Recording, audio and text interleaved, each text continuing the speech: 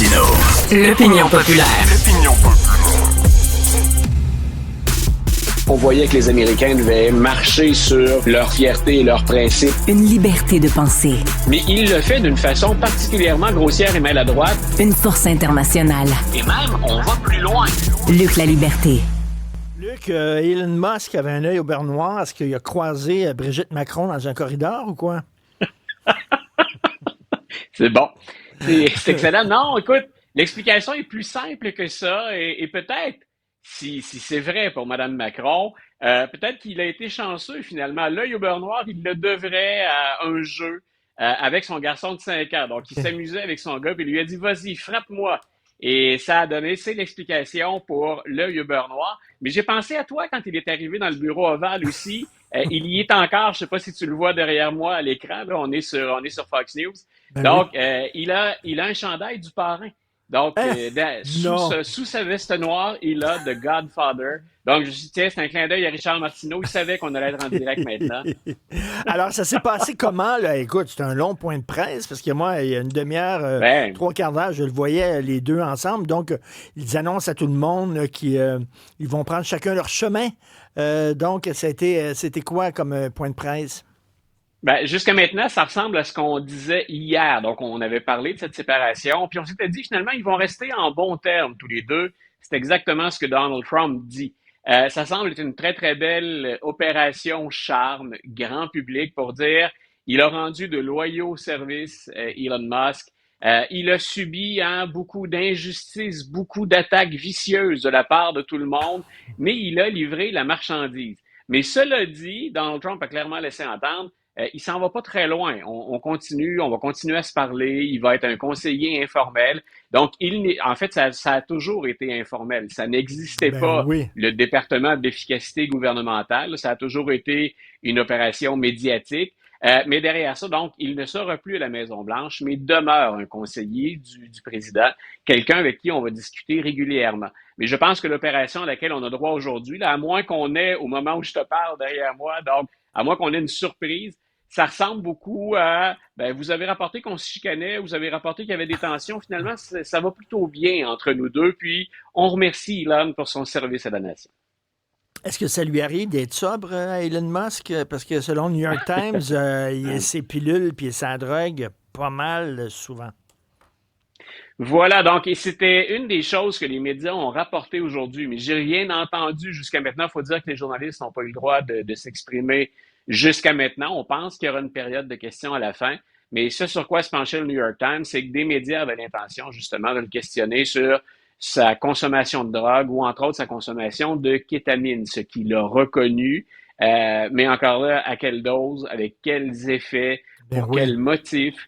Donc, on est à la fois dans le potin, mais à la fois dans le sérieux. Si, bien sûr, on a parlé beaucoup de Joe Biden, avec raison, mais si jamais ses facultés devaient être diminuées ou simplement affectées par la consommation de drogue, ça pourrait devenir, considérant ses fonctions et l'influence qu'il a sur le président, un sujet de discussion publique au-delà du potin ou du sensationnalisme. Écoute, la kétamine, je connais pas ça, là, mais c'est fort, non? C'est pas une drogue forte. C'est pas ça qu'on donne pour anesthésier les chevaux, je crois, ou quelque chose comme ça? Ça fait partie de la pharmacopée. Je pourrais pas te donner mon expérience de consommation est limitée dans le genre nul. Donc, je pourrais pas te dire à partir de quel niveau. Je peux pas te dire pour quel motif on lui aurait prescrit ça, ni à partir de quelle fréquence ou de quelle dose ça peut avoir un effet. Mais ce que je lisais dans les journaux à cet effet-là, c'est ça pourrait être consommé, bien sûr, hors recommandation médicale, quelque chose qui serait particulièrement grave et qui pourrait l'affecter assez sérieusement. Alex Moranville, cette semaine, me disait ça démontre le fait que Elon Musk retourne à son entreprise. Ça démontre que quand on fait de la pression populaire, ça peut avoir un impact. Tu sais, la campagne de boycott, puis la campagne de gens qui étaient écœurés, puis tout ça, puis que la baisse de vente de Tesla et tout ça, ça a eu un impact sur ce qui se passe. Ben écoute, ça, c'est le volet politique-spectacle. Ça fait longtemps qu'on est dans la politique-spectacle, puis on a grimpé ça d'un cran depuis Donald Trump, qui joue la présidence un peu comme il aurait joué son émission de télé-réalité. On a parfois déploré tous les deux je dirais l'omniprésence. Je pense que là-dessus, on s'entend. L'omniprésence parfois des artistes ou des gros noms dans la campagne, dans une campagne électorale. Elon Musk, il avait de ça aussi, c'est une vedette sur les réseaux sociaux, dans les médias, au-delà de son succès comme homme d'affaires. Donc, bien sûr, chaque fois qu'on prend la parole en dehors de sa sphère d'activité ou de sa spécialité, chaque fois qu'on sort la tête sur la place publique, ben, on prend un risque quand on fait ça. Il y a des artistes qui ont pu le payer. Elon Musk l'a payé aussi. Moi, je trouve qu'aujourd'hui, ce qu'on néglige un petit peu, puis c'est pas de ça dont vont parler Musk et Trump, c'est tout le potentiel de conflit d'intérêts. J'en ai moins contre le fait parce que les démocrates, les progressistes comme les conservateurs le font. Quand on peut avoir un gros nom dans son équipe, on va le chercher. Pardon, encore plus si on joue sur les succès économiques et financiers. Ce que je déplore plus, c'est on tait aujourd'hui dans les médias, j'ai presque rien vu sur le potentiel de conflit d'intérêts énorme qu'il y avait à avoir Elon Musk qui influence des décisions ou qui lui-même pouvait prendre des décisions qui sont en lien directement avec ses propres entreprises. Donc là, on y va surtout avec qu'est-ce que Doge a donné, qu'est-ce que son opération a donné. Ce qu'on dit, c'est ben il y a un certain succès si on ne parle que d'argent, si on ne parle que de réduire les coûts. En même temps, ces coûts-là sont un peu noyés dans les pertes des baisses d'impôts dont on parlait hier, ce que s'apprête à faire voter l'administration Trump. Mais je voudrais pas qu'on oublie ce potentiel de conflit d'intérêts.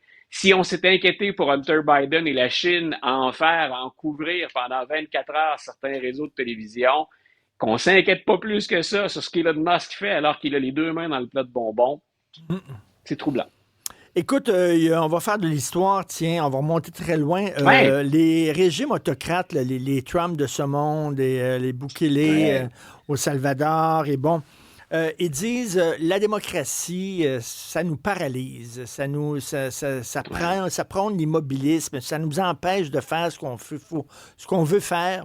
Et il faut faire sauter ça, la démocratie, là, puis bon, faites-nous confiance, puis on va s'en aller par là. Toi, tu dis que c'est un vieux discours qui remonte dans le temps de Socrate, là. Ben écoute, j'ai pensé à ça quand tu as partagé une réflexion sur les réseaux sociaux aujourd'hui, sur Facebook.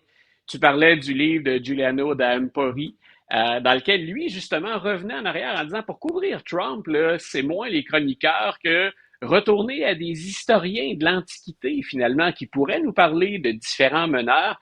Et moi, quand j'ai lu ce que tu as partagé sur les réseaux sociaux, immédiatement, j'ai fait le lien avec un cours que je donnais sur la démocratie athénienne.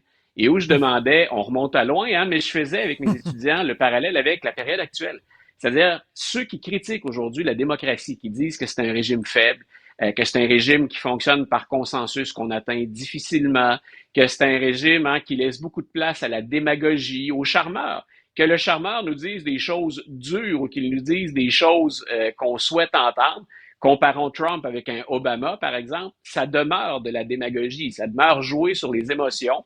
Et c'est pas nécessairement sur la connaissance fine ou l'éducation qu'on mise dans ce temps-là pour se faire élire. Et cette critique-là, ben écoute, ceux qu'on appelle les grands philosophes du monde occidental, les Socrate, les Platon, Aristote, ceux qui appartiennent à l'école classique, ils avaient plus que des réserves, ils étaient contre la démocratie.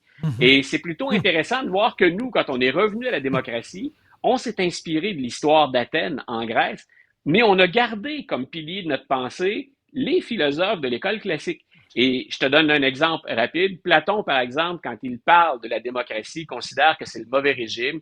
Lui, il prétend ou il propose ce qu'on appelle le roi philosophe. La personne la plus sage, finalement, devrait prendre la décision.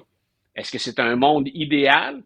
Est-ce que ce roi philosophe-là, c'était un dictateur? Parce qu'on ne dit pas essentiellement comment on va aller le choisir. Mais ce que Platon donnait... Oui, je termine juste avec ça. J'ai souvent entendu parler des gens dire « je préférais vivre avec un dictateur sage qu'en démocratie ».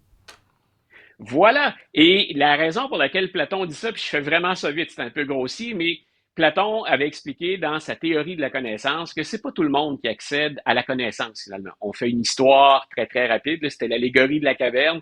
Pour ceux qui ont fait un peu de philo au cégep ou avant, ça vous reviendra peut-être. Mais grosso modo, il dit, pourquoi on laisserait ceux qui sont pas sages, ceux qui n'ont pas la connaissance s'exprimer? Il y a un historien au 19e siècle, Thomas Carlyle, qui avait très bien résumé ça en disant « Je crois pas dans la sagesse collective de l'ignorance individuelle. c'est pas parce qu'on met plus d'ignorants ensemble qu'on va prendre une meilleure décision, si je vulgarise beaucoup. Et les critiques de la démocratie aujourd'hui, c'est un peu ça qu'on dit. Est-ce que quand on va voter, on est tous toujours bien informés? Je fais souvent l'exercice avec les étudiants en classe en disant, connaissez-vous vos députés? Connaissez-vous les formations politiques? Connaissez-vous les plateformes, les programmes? Sinon, vous votez pour les espadrilles de Justin, vous votez pour la pomme de Poilievre qui est en train de ramasser un journaliste. Vous votez pour quoi, sinon? Donc, j'ai bien aimé cette déclaration-là parce que les critiques qu'on a à l'endroit de la démocratie, c'est celles qu'on avait avec la première expérience documentée de démocratie. Parfois, ça vaut la peine de remonter un peu dans le temps pour voir quand on a critiqué la démocratie. Et en terminant, on va se laisser sur cette citation de Churchill. Hein, le meilleur argument contre la démocratie, c'est une discussion de 10 minutes avec un passant dans la rue. C'est ce qu'il disait. C'est le pire exactement. régime à l'exception de tous les autres, disait-il aussi. Exactement. Alors, j'imagine Donald Trump en train de lire le banquet de Platon, ça m'étonnerait. Alors, merci, bon week-end. Salut. Bonne fin de semaine, Richard. Bye.